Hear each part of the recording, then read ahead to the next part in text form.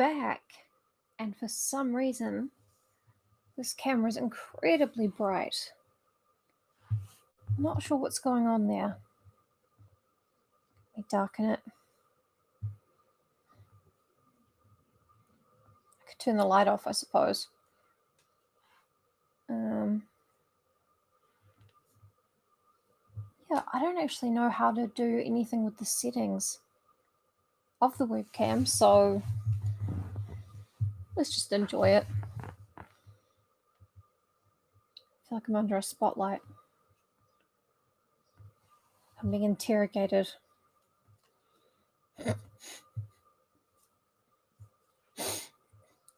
By the alt-right.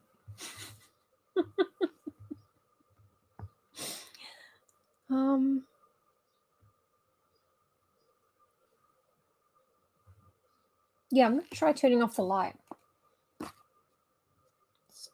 See if that helps.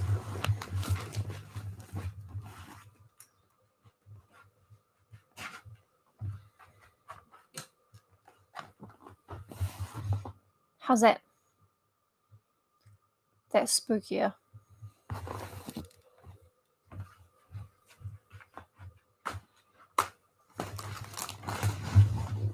Might become slightly harder to read, but we should be okay. So I'm not having a light shone straight into my face anymore. Sitting on a newspaper, everything's fine. So, hello to whomever may be watching.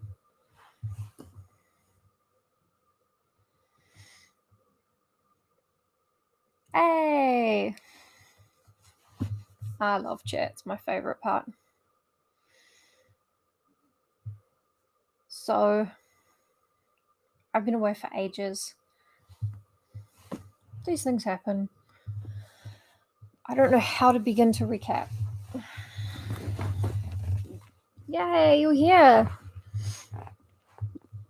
Yes, and I am fully wigged up and ready to go. I've gone full e-girl. And I've taken the lenses out of my glasses because they were giving me a headache. How am I gonna navigate glasses and wig and hair clip? Very carefully.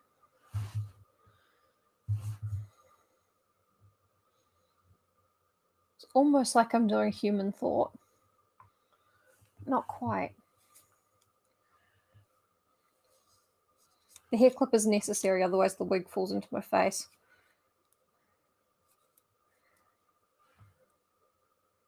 No, I think we'll have to do without glasses. Never mind. I think it's funnier that the lenses are popped out anyway. So, last time on VILLETTE, billion trillion years ago. Oh shit, I stopped in the middle of a chapter. I forgot about that. That's really funny.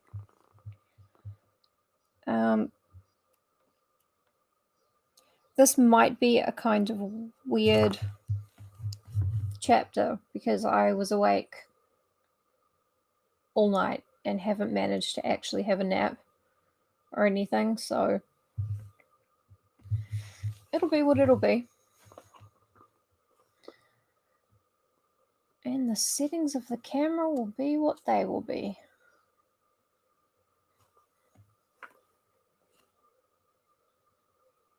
Right, okay, yes.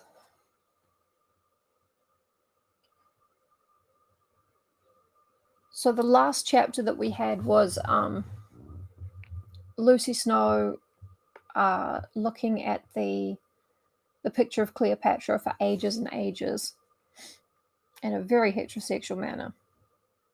And then Monsieur Paul came in and was really judgmental about it, and she was like, shut up, I'm English, I do what I want. And then he was like, oh, you English women, you're so stupid, and you do whatever you want. She's like, yeah, we do. And then Dr. John appeared and they fucked off back to Mrs. Bretton's house where Lucy's staying at the moment. She hasn't gone back to teaching yet. She's been ill. So then, chapter 20, the one that I got halfway through and then forgot to pick up again, was the concert. So Mrs. Bretton comes into Lucy's room. She's like, I want to look at all your dresses. And she looks at all of them. She's like, no. She orders Lucy a pink dress. So, a pink dress. I knew it not. It knew not me. I had not proved it. So she's panicking. She's got to wear this pink dress. It's a concert where they're going to play a bunch of boring classical music, but because this is the olden days, they all think it's really good. So the king, queen, and prince of this French province that they're in, shrug, they're going to be there.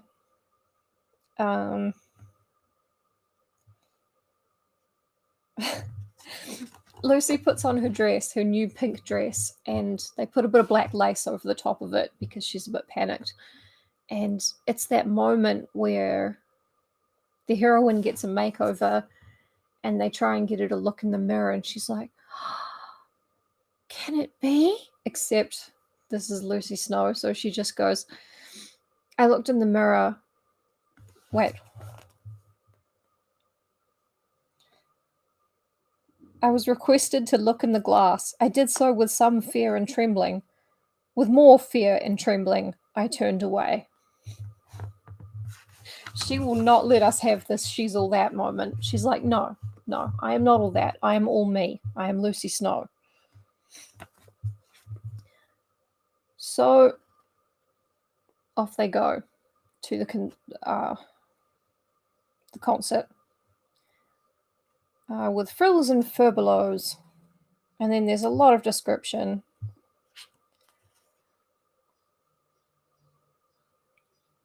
Yes. And then Lucy accidentally sees her, Mrs. Bretton, Dr. John, in a big mirror, but doesn't realize she's seeing them. She thinks it's a group of strangers because she doesn't know it's a mirror.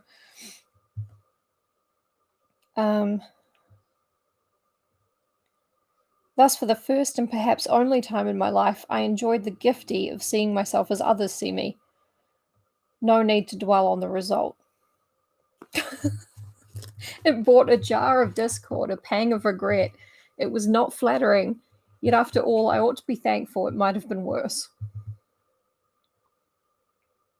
Lucy never ever gives us the makeover thing that other stories constantly give us. Pan and Scan, aka Josh 2. Welcome. So glad you're here. Just recapping the half of the chapter that I left off.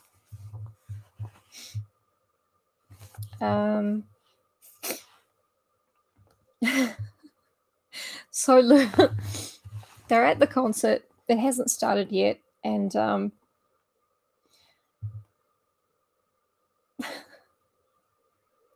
Lucy is looking at all of the other women there, and she's just tearing them apart.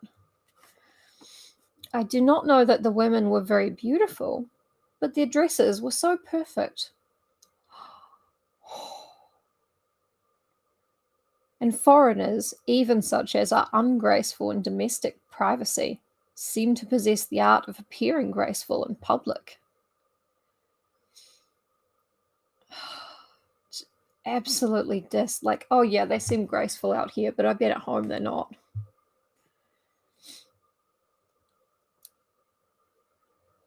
They have such features as the Dutch painters give to their Madonnas, low country classic features, regular but round, straight but stolid, and for their depth of expressionless calm, of passionless peace, a polar snowfield could alone offer a type. Women of this order need no ornament, and they seldom wear any. Smooth hair, closely braided, supplies a sufficient contrast to the smoother cheek and brow. The dress cannot be too simple. The rounded arm and perfect neck require neither bracelet nor chain. With one of these beauties I once had the honour and rapture to be perfectly acquainted. Heavy sarcasm. The inert force of the deep, settled love she bore herself was wonderful. It could only be surpassed by her proud impotency to care for any other living thing. Of blood, her cool veins conducted no flow. Placid lymph filled and almost obstructed her arteries. Yeah, Lucy has an ex who didn't seem to end very well. So Lucy teases Dr. John a little bit, being like, hey, what about her? You going to fall in love with her? Because if you did, she wouldn't give a shit. And he's like, oh, I'm not going to fall in love with her. And then Mrs. Breton gets involved and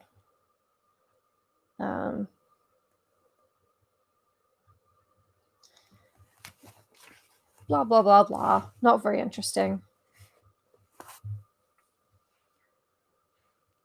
And then Monsieur Paul is here as well.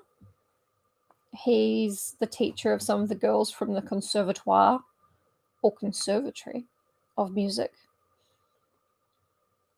So he's there, and Lucy throws a bunch of shade on him as well.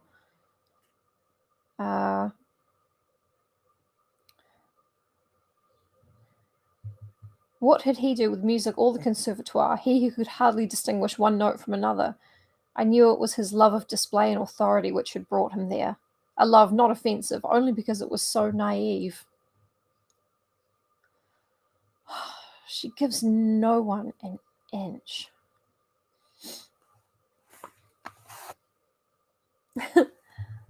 Ere long, some noted singers and musicians dawned upon the platform. As these stars rose, the comet-like professor set. Insufferable to him were all notorieties and celebrities. Where he could not outshine, he fled. This girl is vicious. So, the king, queen, and the prince of La Basse-Cour appear, and Lucy is not. She's not particularly impressed. The king has depression, which Lucy notices. The queen, she seemed nice enough. And the prince was, he was kind of there as well. Lucy has no time for princes.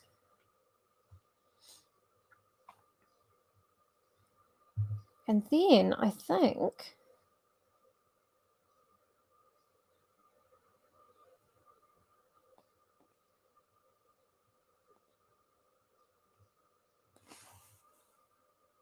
no, not quite. It was right after she finished dissing the king and queen that we broke off, and we're 13 minutes in, so it's pretty much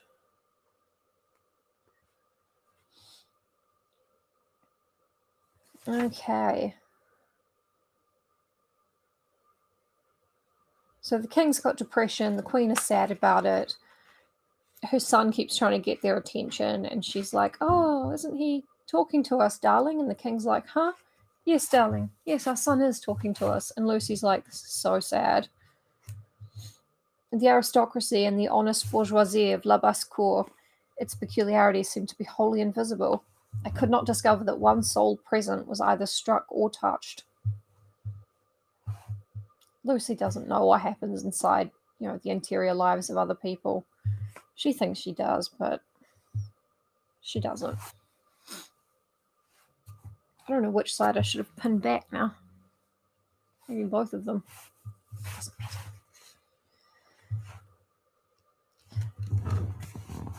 Oops, sorry. I know. Nobody is safe. Nobody is safe from Lucy Snow. She's like, you pity me? No, actually, I pity everybody. I pity the king and queen of this place. Yeah.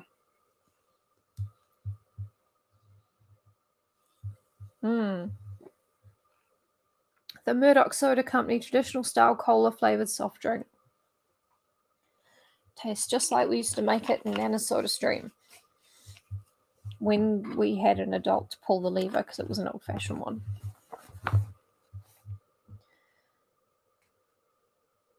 Right. With the king and queen had entered their court, comprising 2 or 3 foreign ambassadors, and with them came the elite of the foreigners then resident in Villette. These took possession of the crimson benches. The ladies were seated. Most of the men remained standing. Their sable rank lining the background looked like a dark foil to the splendour displayed in front. Nor was this splendour without varying light and shade and gradations. Absolutely, hard agree. I found this so sad, but I'm the only one with emotions, so sucks to be the bourgeoisie. With their round necks. Idiots. And their lymph.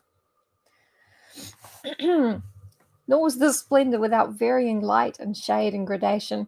The middle distance was filled with matrons in velvets and satins, in plumes and gems. The benches in the foreground, to the Queen's right hand, seemed devoted exclusively to young girls. The flower, perhaps I should rather say the bud, of Villette aristocracy. Yeah, the crimson bench is a very common period mistake that can happen. It's fine. It's happened to everybody. Here were no jewels, no headdresses, no velvet pile or silken sheen. Purity, simplicity, and aerial grace reigned in that virgin band. Young heads simply braided, and fair forms. I was going to write sylph forms, but that would have been quite untrue. These are in parentheses. Several of these jeunes filles, young girls, who had not numbered more than 16 or 17 years, boasted contours as robust and solid as that of a stout Englishwoman of 25. Okay, Lucy, I'm sorry all the other girls grew boobs and you didn't. But just rein it in. Come on. These fair forms, robed in white or pale rose or placid blue, suggested thoughts of heaven and angels. I knew a couple at least of these rose et blanche, pink and white, specimens of humanity. Here was a pair of Madame Beck's late pupils, Mademoiselle Mathilde and Angelique, pupils who, during their last year at school, ought to have been in the first class, but whose brains had never got them beyond the second division. In English, they had been under my own charge, and hard work it was to get them to translate rationally a page of The Vicar of Wakefield. This book doesn't matter. Also, during 3 months, I had one of them for my vis-a-vis at table, person who sits opposite you. And the quantity of household bread, butter, and stewed fruit she would habitually consume at second déjeuner, second lunch, was a real world's wonder, to be exceeded only by the fact of her actually pocketing slices she could not eat. Here be truths, wholesome truths too. It's like, here are these beautiful young girls and they all look like angels, but actually I used to teach them and they were dumb as fuck. And also this one girl, she loved eating lunch.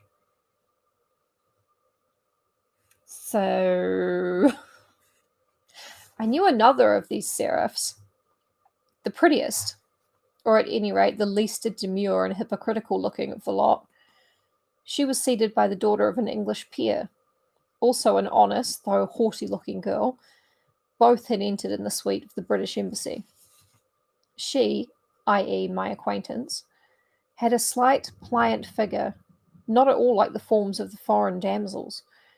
Her hair, too, was not close braided like a shell or a skull-cap of satin. It looked like hair, and waved from her head long, curled, and flowing. She's got a crash. She chatted away volubly, and seemed full of a light-headed sort of satisfaction with herself and her position. I did not look at Dr. Bretton, but I knew that he, too, saw Ginevra Fanshawe.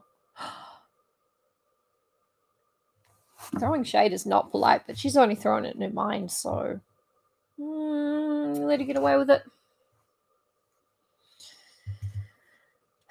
He too saw Ginevra Fanshawe. He had become so quiet. He answered so briefly his mother's remarks. He so often suppressed a sigh. Why should he sigh? He had confessed a taste for the pursuit of love under difficulties. Here was full gratification for that taste.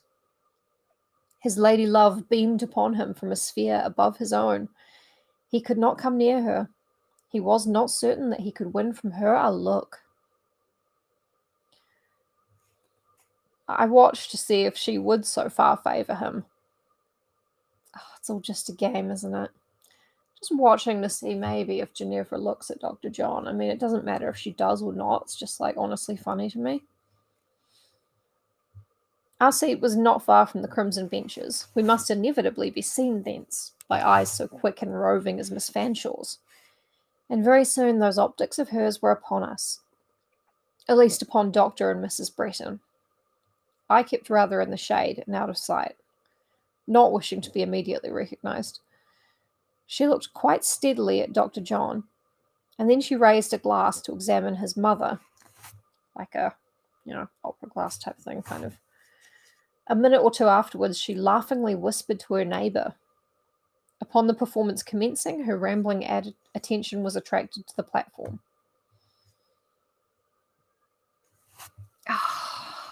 Lucy Snow is the queen of projection. There's a joke there about throwing shade and projecting, like projectile shade. I don't know. I can't get there, but, is that anything? On the concert, I need not dwell. The reader would not care to have my impressions thereanent, and indeed it would not be worthwhile to record them, as they were the impressions of an ignorance crass. The young ladies of the conservatoire, being very much frightened, made rather a tremulous exhibition on the two grand pianos. Yeah, I couldn't get there. It's fine. Monsieur Joseph Emmanuel, this is Monsieur Paul's brother, stood by them while they played, but he had not the tact or influence of his kinsman, who, under similar circumstances, would certainly have compelled pupils of his to demean themselves with heroism and self-possession. Monsieur Paul would have placed the hysteric debutantes between two fires, terror of the audience and terror of himself, and would have inspired them with the courage of desperation by making the latter terror incomparably the greater. Monsieur Joseph could not do this. Monsieur Paul's the only one Lucy has even a grudging respect for, and it's only because he made her do something she didn't want to do one time, I think. Following the white muslin pianistes came a fine, full-grown, sulky lady in white satin. Oh my god, am I in the book? I'm a fine, full-grown, sulky lady. I don't have any white satin, but, that can be arranged. A thing she didn't want to do, but somehow enjoyed, yeah. But it was his fault. And actually, she didn't like it. And actually, you don't know her, so... She sang. Her singing just affected me like the tricks of a conjurer. I wondered how she did it, how she made her voice run up and down and cut such marvellous capers. But a simple Scotch melody played by a rude street minstrel has often moved me more deeply. Ouch! That's so mean. Afterwards stepped forth a gentleman, who, bending his body a good deal in the direction of the king and queen, and frequently approaching his white-gloved hand to the region of his heart, vented a bitter outcry against a certain fausse Isabelle. Poor false Isabel. Oh, hi Evelyn. Hi, we're still on the concert. Lucy's just being really mean about everybody she can see and hear. I thought he seemed especially to solicit the Queen's sympathy. But, unless I am egregiously mistaken, Her Majesty lent her attention rather with the calm of courtesy than the earnestness of interest. This gentleman's state of mind was very harrowing, and I was glad when he wound up his musical exposition of the same. God, she's so mean. Some rousing choruses struck me as the best part of the evening's entertainment. There were present deputies from all the best provincial choral societies, genuine, barrel-shaped, native Le Bascourians, people of La Basse-Cour. It's projecting so hard, everyone else is in shadow. That's it, that's the joke. That could be it. That really could be it. We could have cracked it. Sorry, I keep thinking I hear cats, and then I want to toss these blue curls about. Thinkingly. Thank you. It's a wig I'm never quite sure what to do with, but I like it on camera.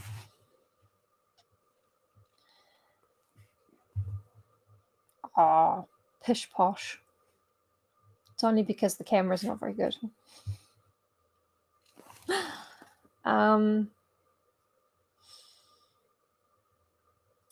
Barrel-shaped native La Basse-Courians.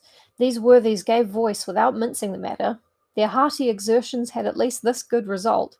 The air drank thence a satisfying sense of power. Christ, she's so mean in so many different, unique ways. I'm honestly very jealous. I feel like I'm sitting at the feet of a great master of ancient time. Like a Socrates. Or his dad, Plato.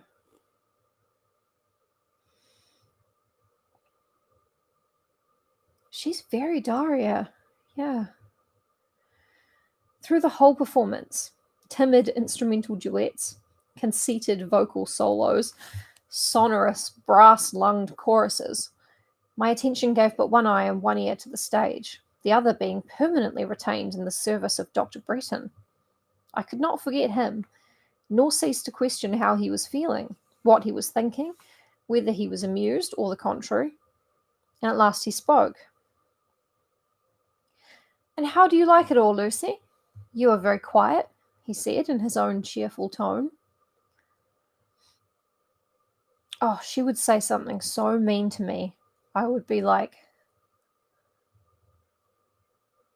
"Teach me."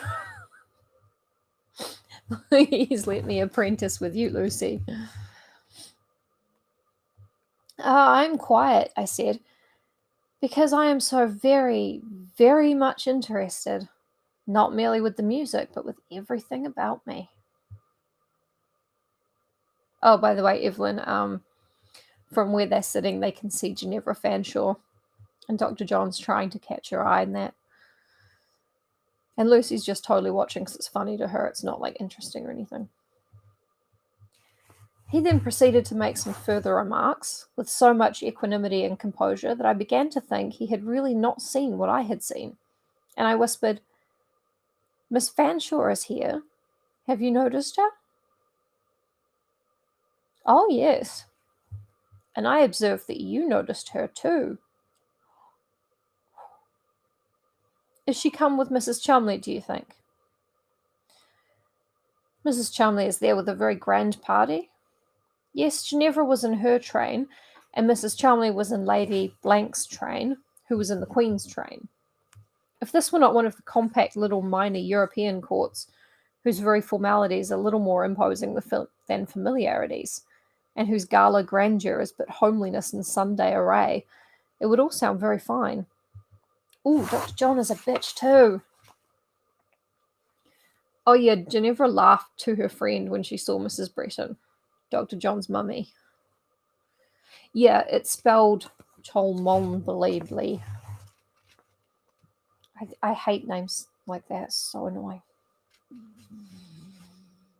"Ginevra saw you, I think," sends back Lucy, mercilessly. "So do I think so." I have had my eye on her several times since you withdrew yours, and I have had the honour of witnessing a little spectacle which you were spared, says Dr. John. I know. Everyone's noticing each other. It's incredible. It's like youth group. The couple of times I went to youth group. You know, apart from the weird virginity games. It's a very, very strange place.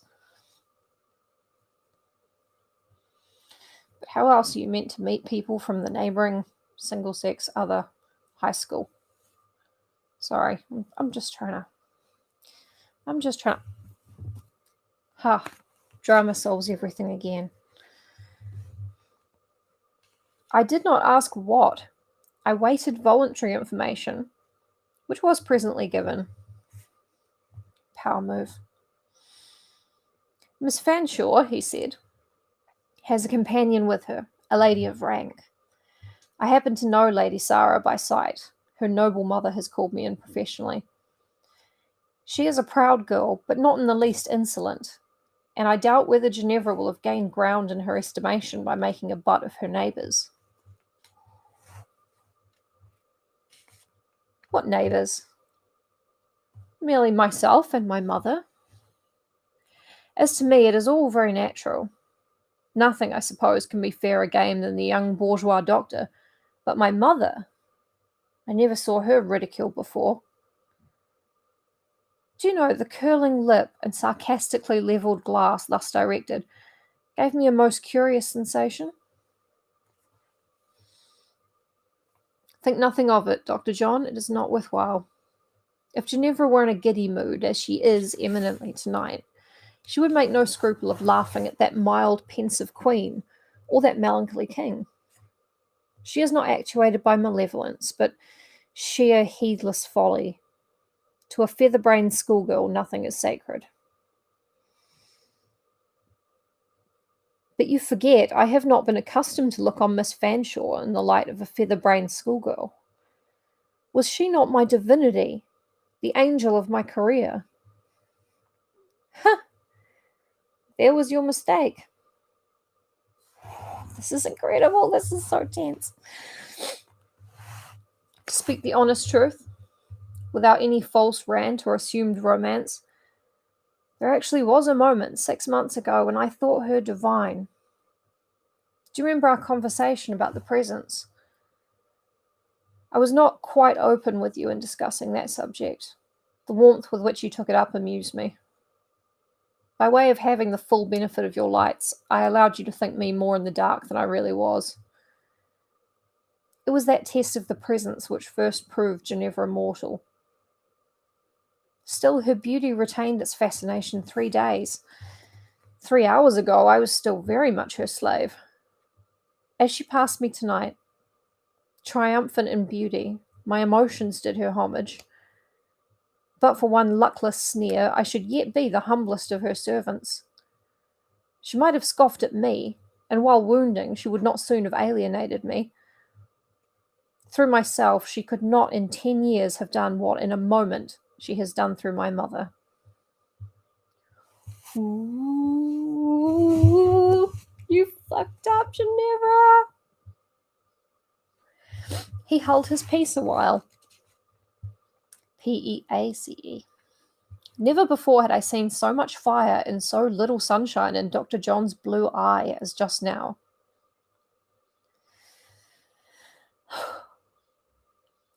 Lucy, he recommenced, look well at my mother, and say, without fear or favour, in what light she now appears to you.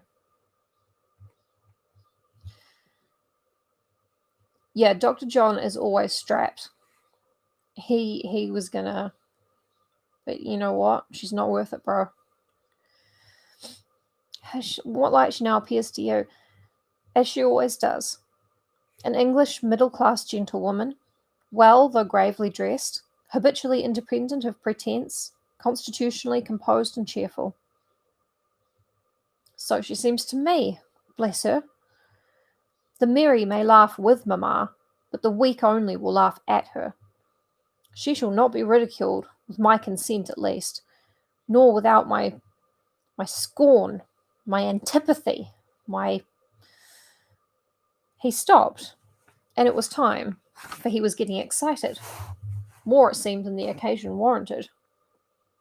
I did not then know that he had witnessed double cause for dissatisfaction with Miss Fanshawe. Oh, that's okay. Josh, Dr. John hates... Lula. Dr. John hates Ginevra now because he saw her looking at his mother and laughing, and he's really upset. But I did not then know that he had witnessed double cause for dissatisfaction with Miss Fanshawe. The glow of his complexion, the expansion of his nostril, the bold curve which disdain gave his well-cut under lip, showed him in a new and striking phase. I think that's what it looks like. Yet the rare passion of the constitutionally suave and serene is not a pleasant spectacle, nor did I like the sort of vindictive thrill which passed through his strong young frame. Ooh, I like it. I'm just hearing about it. Do I frighten you, Lucy? He asked. I cannot tell why you are so very angry. For this reason, he muttered in my ear, Ginevra is neither a pure angel nor a pure-minded woman. Nonsense. You exaggerate. She has no great harm in her. Too much for me. I can see where you are blind. Now dismiss the subject. Let me amuse myself by teasing Mamma. I will assert that she is flagging. Mamma, pray rouse yourself. John, I will certainly rouse you if you are not better conducted. Wait, what the fuck is going on? I know. Will you and Lucy be silent that I may hear the singing? They were then thundering in a chorus, under cover of which all the previous dialogue had taken place. You hear the singing, Mamma. Now I will wager my studs, which are genuine, against your paste brooch. My paste brooch, Graham? Profane boy. You know that it is a stone of value. Oh, that is one of your superstitions. You were cheated in the business. I am cheated in fewer things than you imagine. How do you happen to be acquainted with young ladies of the court, John? I have observed 2 of them pay you no small attention during the last half hour. I wish you would not observe them. Why not? Because one of them satirically levels her eyeglass at me. She is a pretty silly girl, but are you apprehensive that her titter will discomfort the old lady? The sensible, admirable old lady. Mother, you are better to me than 10 wives yet. Don't be demonstrative, John, or I shall faint, and you will have to carry me out. And if that burden were laid upon you, you would reverse your last speech and exclaim, Mother, 10 wives could hardly be worse to me than you are. That's the end of that little exchange. Mrs. Bretton doesn't care about Ginevra. I mean, she might if she knew. But, she don't. The concert over, the lottery au bénéfice des pauvres, for the benefit of the poor, came next. The interval between was one of general relaxation, and the pleasantest imaginable stir and commotion. The white flock was cleared from the platform. A busy throng of gentlemen crowded it instead, making arrangements for the drawing, and amongst these, the busiest of all, reappeared that certain well-known form, not tall but active, alive with the energy and movement of 3 tall men. How Monsieur Paul did work! How he issued directions, and at the same time set his own shoulder to the wheel. 6 assistants were at his beck to remove the pianos, etc. No matter, he must add to their strength his own.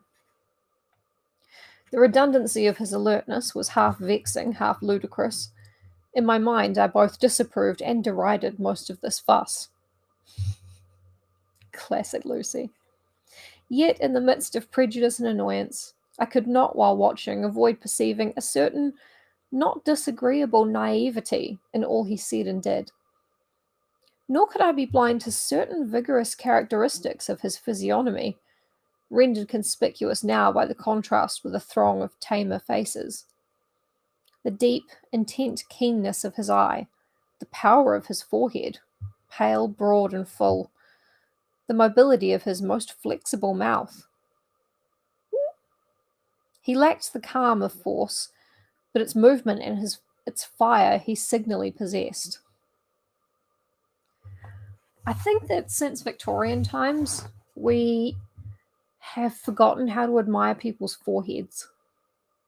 They're always talking about, like, a girl with a magnificent forehead or a guy with an incredible alabaster brow, and it's like, I've never really cared about a forehead in my life. Except when it's really big or really small, but that's true of any body part, you know? Flexible mouth, willing to help move a piano. That's the kind of guy Lucy might approve of, while also making fun of in her head, and out loud to his face. Meantime, the whole hall was astir. Most people rose and remained standing for a change. Some walked about, all talked and laughed. The crimson compartment presented a peculiarly animated scene. The long cloud of gentlemen, breaking into fragments, mixed with the rainbow line of ladies. 2 or 3 officer-like men approached the king and conversed with him. The queen, leaving her chair, glided along the rank of young ladies, who all stood up as she passed, and to each in turn I saw her vouchsafe some token of kindness, a gracious word or look or smile. This is true. I don't care about 4 heads, only 3 heads or 5 heads. Yes, that's true. Just, when did 4 heads fall out of fashion? Nowadays, we don't care one way or another, I think. To the 2 pretty English girls, Lady Sarah and Ginevra Fanshawe, she addressed several sentences. As she left them, both, and especially the latter, seemed to glow all over with gratification. Ooh, this chapter's quite saucy. They were afterwards accosted by several ladies, and a little circle of gentlemen gathered around them. Amongst these, the nearest to Ginevra, stood the Count d'Aumale. Now, we've probably forgotten this guy because he's really forgettable, but he is the little army officer guy who Lucy doesn't like because he has small hands and feet, and he looks like a pretty little dolly. But Ginevra likes him because he's a count, and she doesn't want to be a doctor's wife. She doesn't want to be a bourgeois, you know.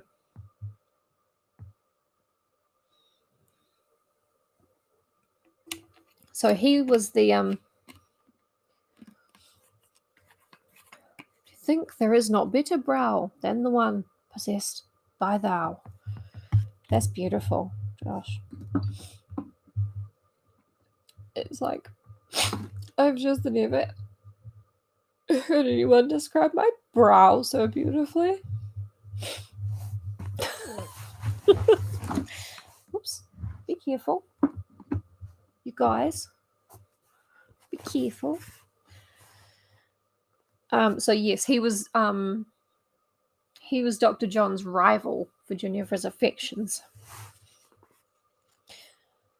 This room is stiflingly hot, said Dr. Bretton, rising with sudden impatience. Lucy, mother, will you come a moment to the fresh air? Go with him, Lucy, said Mrs. Bretton. I would rather keep my seat. Willingly would I have kept mine also, but Graham's desire must take precedence of my own. I accompanied him. I'm adding the tone, but I feel like it's the correct tone. We found the night air keen, or at least I did. He did not seem to feel it, but it was very still, and the star-sown sky spread cloudless. I was wrapped in a fur shawl. We took some turns on the pavement, and passing under a lamp, Graham encountered my eye. Yeah, I'm pretty sure Charlotte Bronte would be fine with my tone. You look pensive, Lucy. Is it on my account? I was only fearing that you were grieved. Not at all. So be of good cheer, as I am. Whenever I die, Lucy, my persuasion is that it will not be of heart complaint. I may be stung, I may seem to droop for a time, but no pain or malady of sentiment has yet gone through my whole system. You have always seen me cheerful at home. Generally. I am glad she laughed at my mother. I would not give the old lady for a dozen beauties. That sneer did me all the good in the world. Thank you, Miss Fanshawe. And he lifted his hat from his waved locks and made a mock reverence. Yes, he said, I thank her. She has made me feel that 9 parts in 10 of my heart have always been sound as a bell, and the 10th bled from a mere puncture, a lancet prick that will heal in a trice. You are angry just now, heated and indignant. You will think and feel differently tomorrow. I, heated and indignant? You don't know me. That is in the text, but it sounded like it wasn't. On the contrary, the heat is gone. I am as cool as the night. Which, by the way, may be too cool for you. We will go back. Dr. John, this is a sudden change. Not it. Or if it be, there are good reasons for it. There are good reasons for it. 2 good reasons. I have told you one. But now let us re-enter. Also, Dr. John is such a mean girl. He keeps teasing that he knows this extra bit of... He's got a little extra bit of tea about Ginevra, but he's not telling her, and Lucy's like, well, I wasn't going to fucking ask. I will wait forever until we are all in hell, if I have to. We did not easily regain our seats. The lottery was begun, and all was excited confusion. Crowds blocked the sort of corridor along which we had to pass. It was necessary to pause for a time. Happening to glance around, indeed, I half fancied I heard my name pronounced. I saw quite near the ubiquitous, the inevitable, Monsieur Paul. He was looking at me gravely and intently, at me, or rather at my pink dress, sardonic comment on which gleamed in his eye. Now, it was his habit to indulge in strictures on the dress both of the teachers and pupils at Madame Beck's, a habit which the former, at least, held to be an offensive impertinence. As yet I had not suffered from it, my sombre daily attire not being calculated to attract notice. I was in no mood to permit any new encroachment tonight. Rather than accept his banter, I would ignore his presence, and accordingly steadily turned my face to the sleeve of Dr. John's coat, finding in that same black sleeve a prospect more redolent of pleasure and comfort, more genial, more friendly, I thought, than was offered by the dark little professor's unlovely visage. Lula, lula. Dr. John seemed unconsciously to sanction the preference by looking down and saying in his kind voice, "I keep close to my side, Lucy. These crowding burghers are no respecters of persons." There are not a bunch of ambulatory hamburgers here. He means like burgers in the bourgeois persons. Yeah, Lucy, I will wait forever, but I really fucking want to know before we are in hell where the gossip is hottest. But she won't ask. She won't be the first one. I could not, however, be true to myself. Burgers. Oh, now I'm Bergen. Damn it. Anyway. I could not, however, be true to myself, yielding to some influence, mesmeric or otherwise, an influence unwelcome, displeasing, but effective. I again glanced round to see if Monsieur Paul was gone.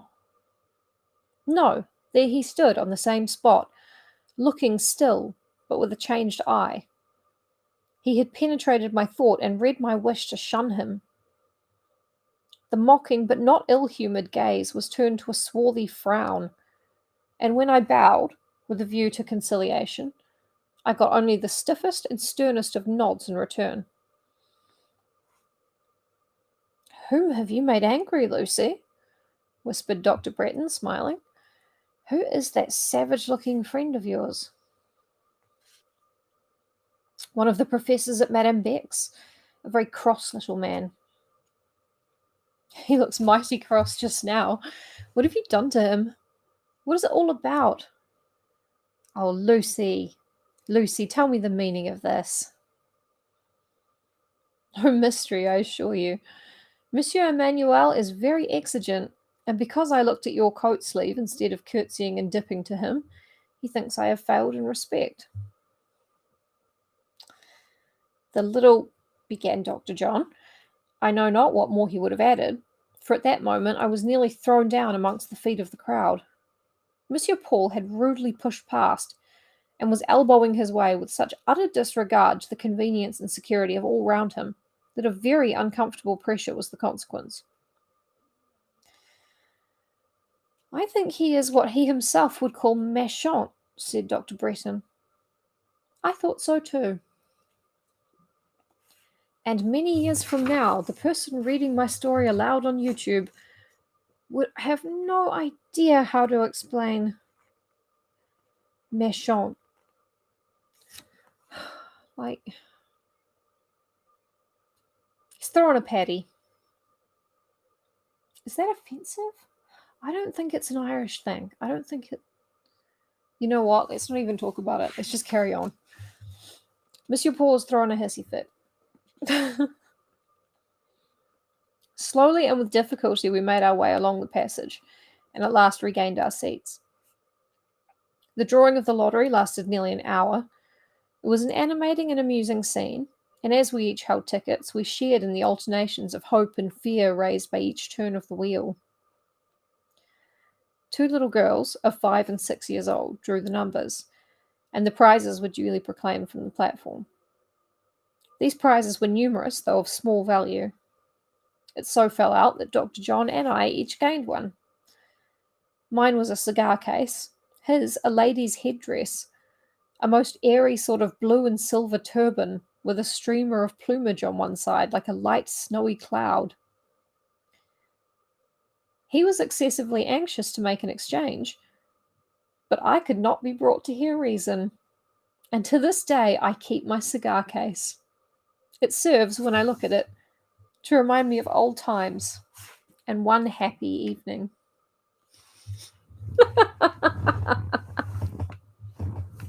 She wouldn't swap. She's like, "No, fuck you. I've got as much use for that thing as you have. Come on. Come on, fella."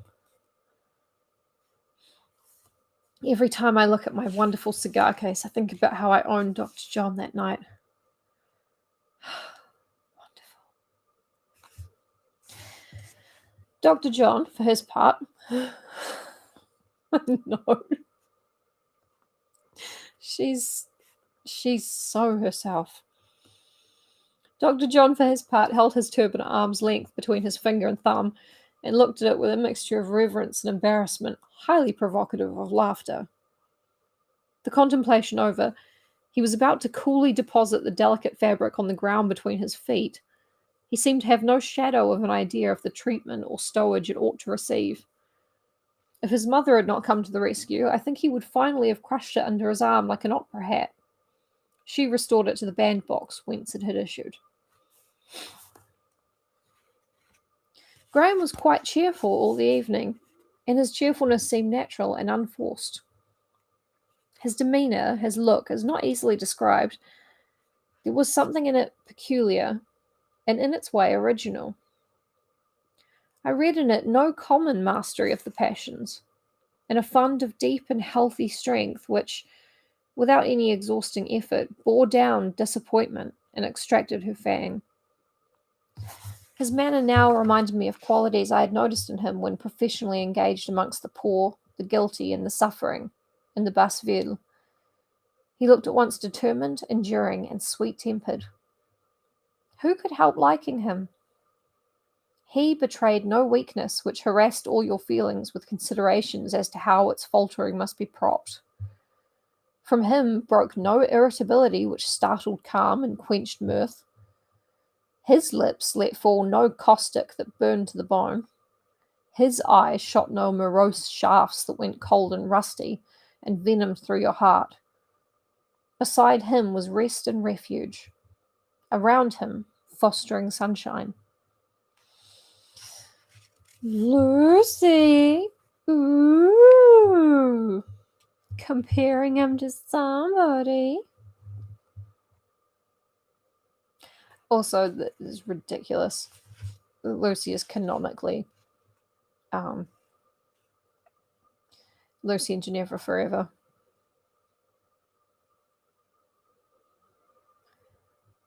Snowshaw. And yet he had neither forgiven nor forgotten Miss Fanshawe. And neither have we. Once angered, I doubt if Dr. Bretton was soon to be propitiated. Once alienated, whether he were ever to be reclaimed. He looked at her more than once. Not stealthily or humbly, but with a movement of hardy, open observation. De Amal was now a fixture beside her. Remember, her other boyfriend.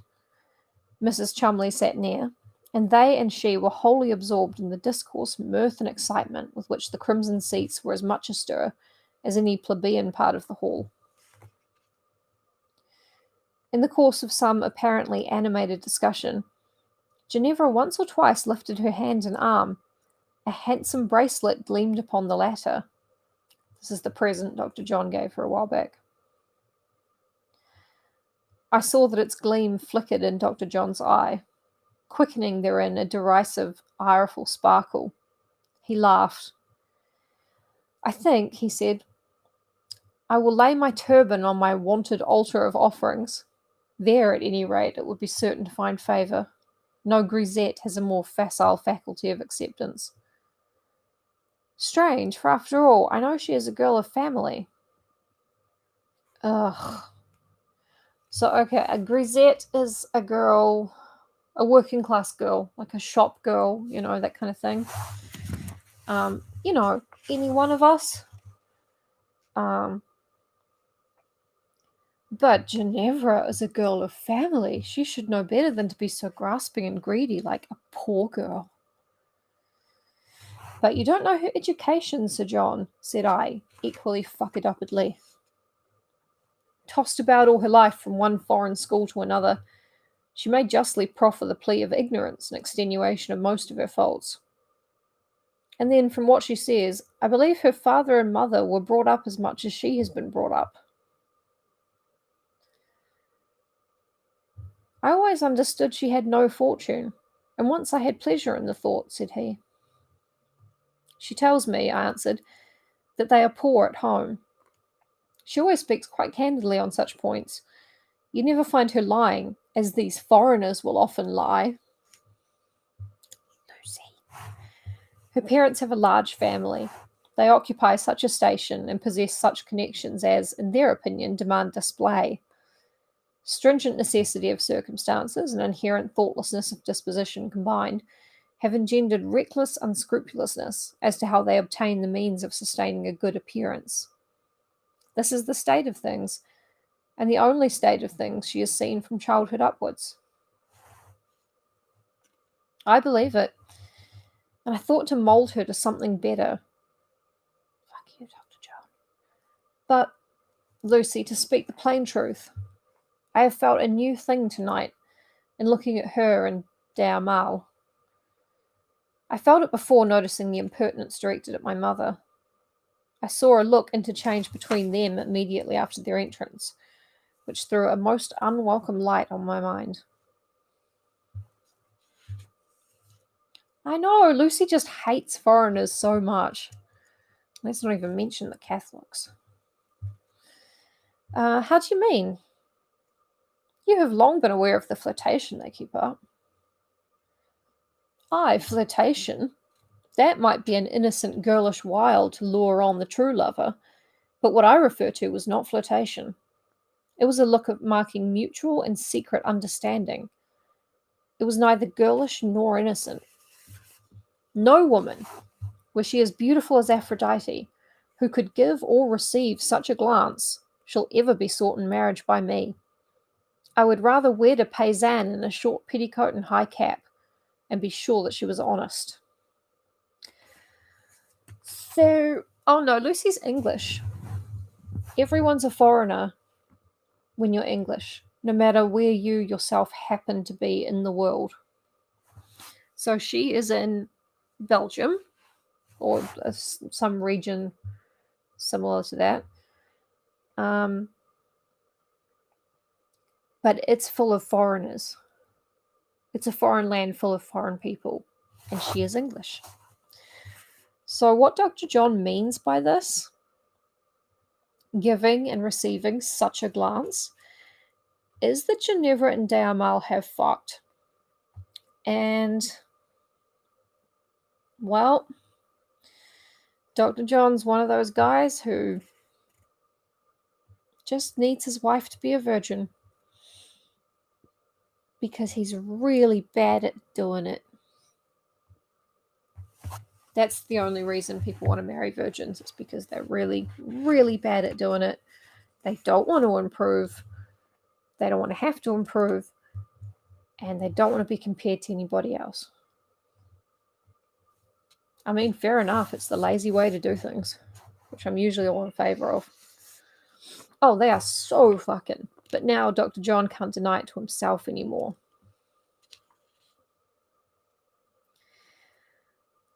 I could not help smiling. I felt sure he now exaggerated the case.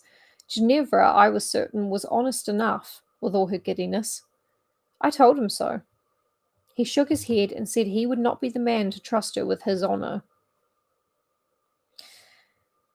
The only thing, said I, with which you may safely trust her. She would unscrupulously damage a husband's purse and property, recklessly try his patience and temper. I don't think she would breathe, or let another breathe, on his honour. You are becoming her advocate, said he. Do you wish me to resume my old chains?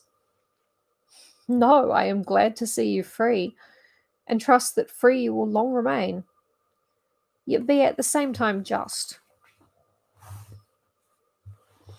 I am so, just as Rhadamanthus, Lucy. When once I am thoroughly estranged, I cannot help being severe. He's cut ties with her completely in his mind. Dr. John has a certain Scorpio energy to him. Actually, everyone in the book does.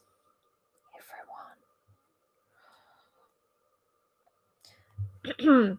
But look, the king and queen are rising. I like that queen. She has a sweet countenance. Mamma, too, is excessively tired. We shall never get the old lady home if we stay longer. Aye, tired, John, cried Mrs. Bretton, looking at least as animated and as wide awake as her son. I would undertake to sit you out yet. Leave us both here till morning, and we should see which would look the most jaded by sunrise. I should not like to try the experiment, for in truth, mamma, you are the most unfading of evergreens and the freshest of matrons. It must then be on the plea of your son's delicate nerves and fragile constitution that I found a petition for our speedy adjournment. Indolent young man, you wish you were in bed, no doubt, and I suppose you must be humoured. There is Lucy, too, looking quite done up. For shame, Lucy. At your age, a week of evenings out would not have made me a shade paler. Come away, both of you, and you may laugh at the old lady as much as you please. But for my part, I shall take charge of the bandbox and turban. So Ma Bretton gets to keep the turban. Hello, David Armstrong. Thank you very much. I love your listening to them.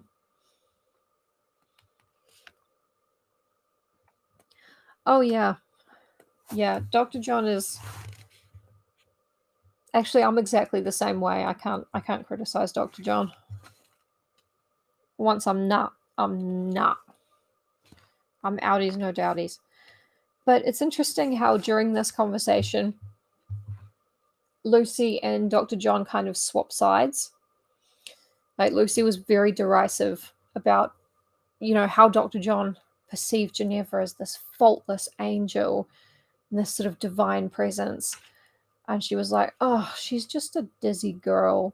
Like, come on. And now Dr. John is like, they're fucking. And Lucy's like, no. No, she's a dizzy young girl. They're not fucking. No, she would never. She would never. So it's quite interesting. But yeah, we'll finish the chapter. I love that Mrs. Breton kept the turban. Which she did accordingly. I offered to relieve her, but was shaken off with kindly contempt. My godmother opined that I had enough to do to take care of myself. Oh, she's an incredible denial. Yeah. Thank you, David. Not standing on ceremony now, in the midst of the gay confusion worse confounded succeeding to the King and Queen's departure, Mrs. Breton preceded us and promptly made us a lane through the crowd. Graham followed, apostrophizing his mother as the most flourishing grisette it had ever been his good fortune to see charged with carriage of a bandbox. He also desired me to mark her affection for the sky blue turban, and announced his conviction that she intended one day to wear it. He's such a little shit. The night was now very cold and very dark, but with little delay we found the carriage. Soon we were packed in it, as warm and as snug as at a fireside, and the drive home was, I think, still pleasanter than the drive to the concert. Pleasant it was, even though the coachman, having spent in the shop of a marchand de vin, a seller of wine, a portion of the time we passed at the concert, drove us along the dark and solitary chaussee far past the turn leading down to La Terrasse.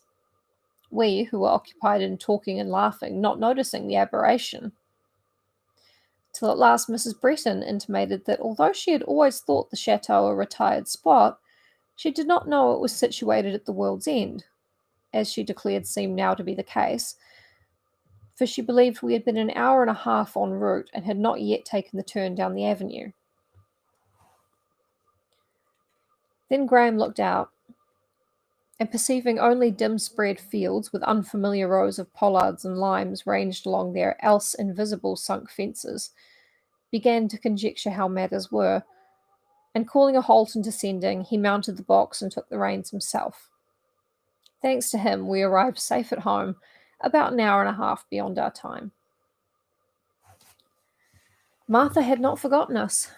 A cheerful fire was burning, and a neat supper spread in the dining room. We were glad of both.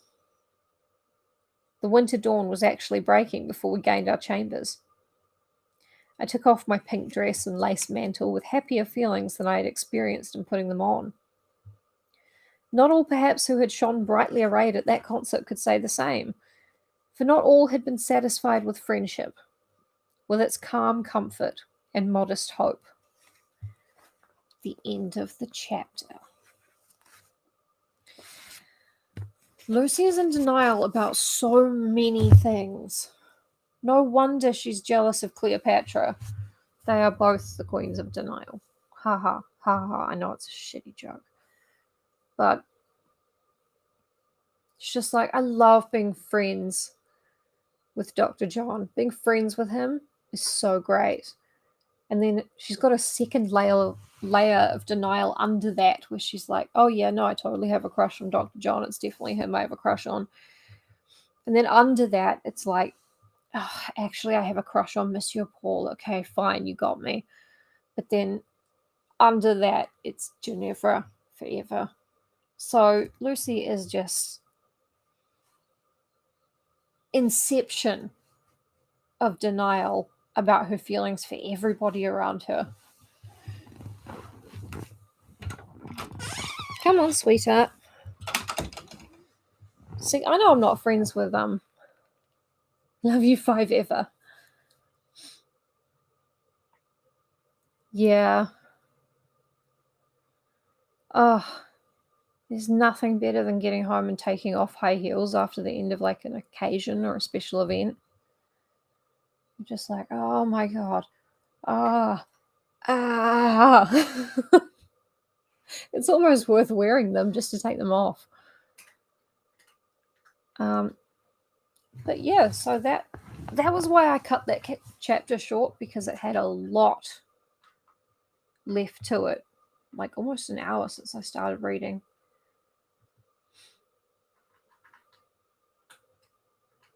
Oh, that's really good. I'm glad that you understand everything I'm saying, because when I do the readings on here, I sort of slow down and flatten out my accent a little bit so people can understand better.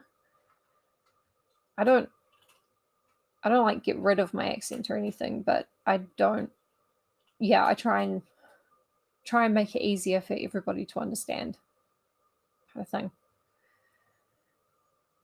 So yeah, that was I don't actually know how to do like a broad Kiwi accent. I can't do one on purpose. I can only do one when I'm like with my family and my cousins and stuff. But I don't think it would be very pleasant to listen to. This is my usual voice. I just flatten it out a little bit more when I'm reading online. So, Villette, Charlotte Ponte.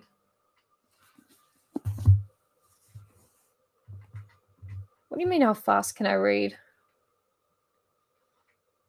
Do you mean like how fast can I say the words that I'm reading out loud? Because I can...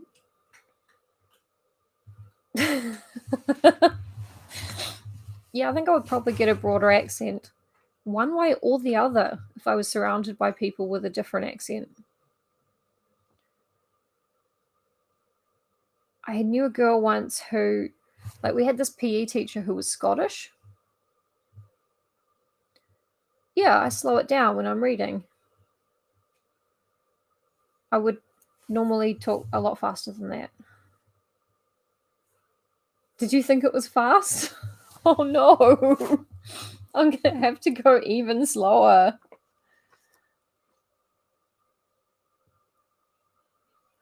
Oh no. Okay.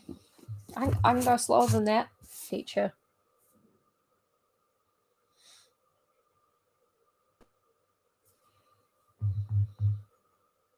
Am I back? My connection went away for a second.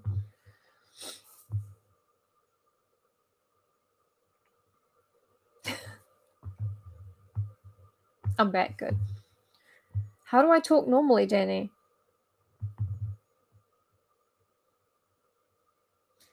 No, we're very fast talkers. And down here, my aunties and that, they also mumble. And they mumble so much they trail off into just noises.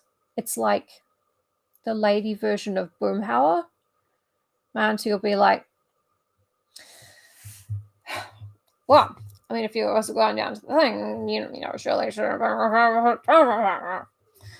And you'll be like, oh, yeah, no, definitely. That sucks. I hate when that happens. Like, yes, well, and I mean, ask them about it. What are you... I know what you're trying to say, but why aren't you saying the words? Oh, yeah. Yep. No, my sister does that.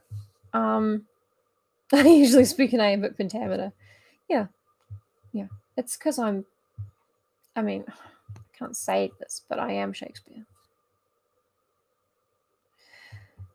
Yeah, Tali, weirdly, my sister, she picks up the South Island accent down here, and takes it back up north. She has Avenue equivalence. That's me. Secret. She has a stronger South Island accent than I do. And she lives and works in Wellington. It's very weird.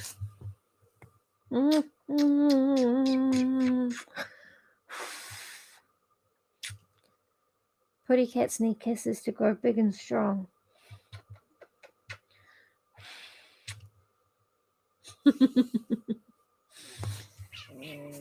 Ow, ow! That was a really good interaction for us. I think she turned down the brightness somehow. What's she done there? Okay, we're back. Yeah, so thank you. No, she was basically enjoying that. Not like enjoying, but she wasn't pissed off at me for doing that. So thank you, everybody. I'm getting back into the swing of things, I hope. And Villette, we're only halfway through, but actually a lot of it's footnotes, I think, at the end. Thank you all. It's so much fun to do this, and it gives me a reason to wear these wigs and to buy more wigs. I should just dye my hair this color. I can't. It is so expensive. But yeah. Thanks so much. See you guys. Not tomorrow because that's Dungeons and Dragons, but oh gosh, I should finish Life and Death. Shit. Yes. That's awesome that you've been watching that, David. That's really cool. Thank you. Yeah, I gotta get back into Twilight Life and Death. That's such a weird book. It's weirder than the original Twilight. So I'll be reading again, probably not tomorrow, but the day after. Whatever day that may be for you around the world. So everybody, look after each other. Stay safe. And